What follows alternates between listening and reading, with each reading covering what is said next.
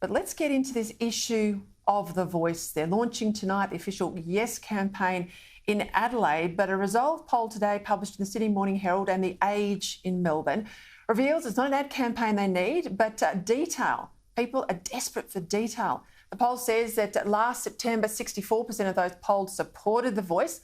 Well, that fell to 60% in January. It's now 58%. We're in February. That same poll shows 63% of us say we want more information than currently is on the table. If you're in a marginal seat, that number is 69% of us wanting detail. Someone joining me now who knows a little bit about campaigns on constitutional issues, the man who led the fight against the Republic before he entered Parliament, former Prime Minister Tony Abbott. Tony Abbott, welcome. Thank you for coming on the program. These yes and no campaigns, they're both being launched, the yes campaign, as I said, tonight in Adelaide, and the poll, lack of information out there repeatedly from the Prime Minister. Where do you see these things going with the voice? Peter, as you know, I think the voice is wrong in principle, and I think it would be disastrous in practice. I think it would divide our country. It entrenches separatism, it entrenches division. It's wrong in every way. It goes against centuries of development, which was designed to get away from distinguishing people on the basis of race, colour, creed, gender, etc. So I think it's a really counterproductive development for our country, should it happen. I don't underestimate, though, the attempt of the Prime Minister and the government to morally intimidate people into voting yes, trying to exploit people's respect for Indigenous people and perhaps some residual guilt over the dispossession of Indigenous people to shame us into voting in haste for something that we will regret at our leisure. Because let's make no mistake, Peter, this is a Trojan horse that the government wants to put into the heart of our Constitution. It will mean more power to unelected and unaccountable judges. It will mean much more delay in getting things done as even more consultation has to take place. It will be an activist's voice, which inevitably will mean far more spending on programs for specific groups, and will inevitably mean it's just much more difficult to get anything done. So a thoroughly bad proposal, and I want to do everything I can to alert Australians to the dangers. As far as I can work out, Australians for constitutional equality must vote no to this activist's voice. The PM likes to say it's almost benign, you know, that we owe it to Aboriginal Australians if we're not, the implication is if we don't support it, we're somehow racist, that it's about a grace note in our Constitution. But it comes with deep clause, because the language going into the Constitution includes obviously not just Parliament advice, but this issue of the executive. One of the architects of the Uluru Statement, Professor Megan Davis, she said, you know, don't hollow out this voice, don't take out these references to executive government. But these references to executive government are what all the constitutional lawyers like Professor Greg Craven, like the good friend of the Jesuit community, Frank Brennan, no legal slouch himself, and even Professor Marsha Langton saying, yeah, judges and High Court challenges to the voice, absolutely, I'd be disappointed, I'm paraphrasing here, but I'd be disappointed if we don't have them.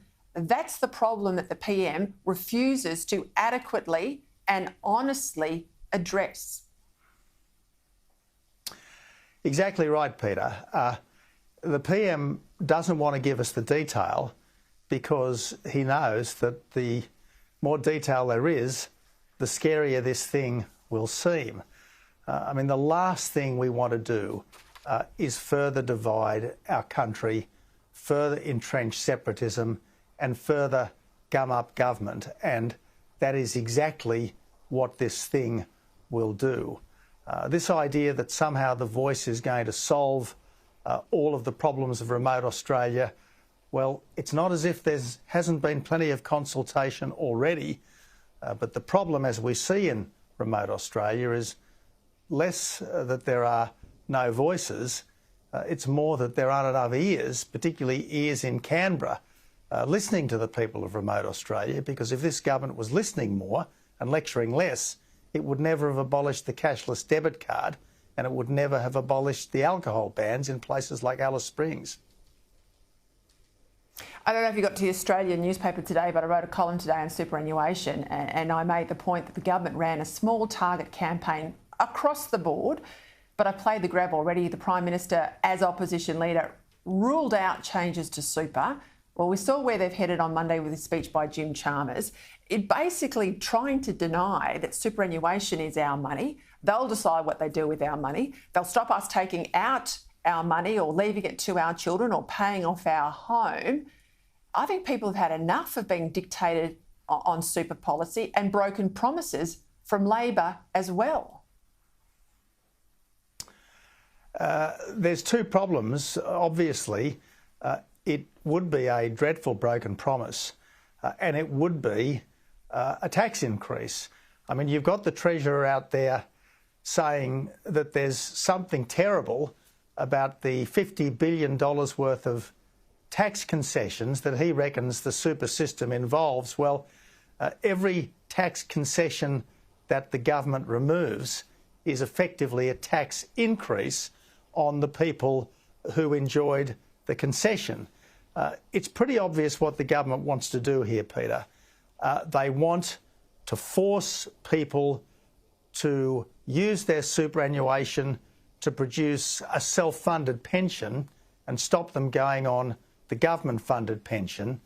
They want to stop people from accessing superannuation lump sums and helping them to pay off their mortgage. So effectively, by insisting that we spend our super in our lifetime and don't give it to our kids, what they're really doing is establishing a de facto death duty, and I think that's politically very damaging for this government, particularly a government which denied this in the election campaign and made a big boast about how honest and upfront it was being with everyone. You would have seen a reporting of Mike Burgess's speech, the update, a national update on espionage. We heard from him, risk of terror, etc. This is the ASIO boss. Interestingly today, Sarah Henderson, she's now the new Shadow Minister for Education, speaking at a universities conference, she's called on the Foreign Minister Penny Wong to use the powers under the Foreign Relations Act to ban these Confucius institutes in our universities. There's 12 of them around the country. They're funded by the Chinese government. They teach Chinese languages and Chinese culture. There is grave concern, you know that from your time as PM, about what their real purpose on campus is. Do you support this move? I think that all of us have had a huge wake-up call on the Beijing government over the last 5 or 6 years. These institutes were set up back in the day when we were all reasonably optimistic about China and the West being on a converging path. China's economic liberalisation ultimately leading to a measure of political liberalisation. Plainly, the doors have been slammed shut.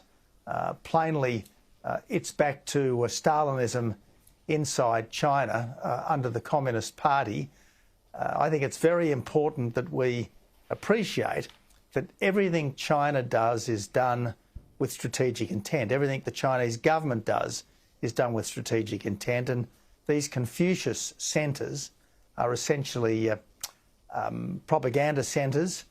And yes, I think it is time to close them down, just as I think it's time for us to do everything we reasonably can to cut China out of critical supply chains and do everything we reasonably can to upgrade our military. And I wish we were upgrading our military with the same urgency that we're decarbonising our power supply, because I've got to say the threat of war is vastly more scary to me than what might happen to temperature a few decades hence. Boss, the old activist will come after you with that comment. I have to leave it there. Tony Abbott, thank you for your time.